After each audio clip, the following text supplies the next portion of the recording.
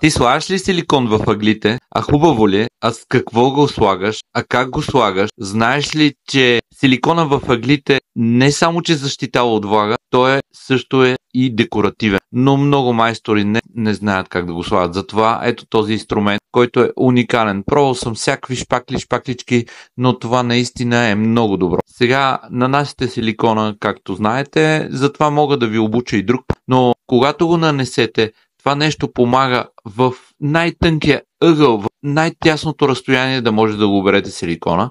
Ще ви покажа как става цялата тази работа, без да ви обяснявам. Изгледайте клипчето и ще разберете дори и техниките на полагането на силикон. Някой друг път ще ви покажа как точно се полага силикона, за да стане хубаво и красиво. Това е от мен за сега. Ако искате и вие да си имате такъв инструмент, поръчайте от emaestro.com на посочения телефон. Също може да поръчате. Благодаря ви за това.